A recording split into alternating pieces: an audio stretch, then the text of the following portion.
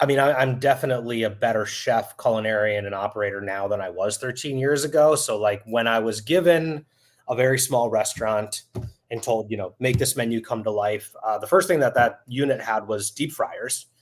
And we weren't going to keep them, but then like they were there. So we bought a second gen space, which for those that don't know, like, when restaurants go out of business, it's a lot cheaper to buy a second generation than to build your own. You're going to save at least $250,000 just taking something as is, at least $250,000.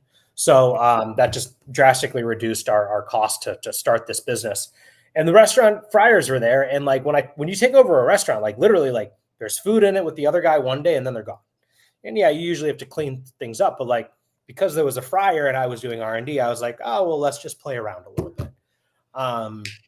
And so we ended up keeping the fryers, and like plenty would argue, like, how can you do healthier food with the deep fryer? And I'd be happy to debate like the pros and cons and the merit, but I also don't like our entrees don't have a lot of fried crap. It's purely like an elective side to add. And what side dishes we do have, we do make from scratch and they're vegetable based primarily. So like, there's a trade-off there, but also like if you're like super healthy, like just don't order the fried stuff. There was a couple of grills, and yeah, so basically it was the infrastructure of a Mexican restaurant, and that ended up like really lending itself to the style of food that we did.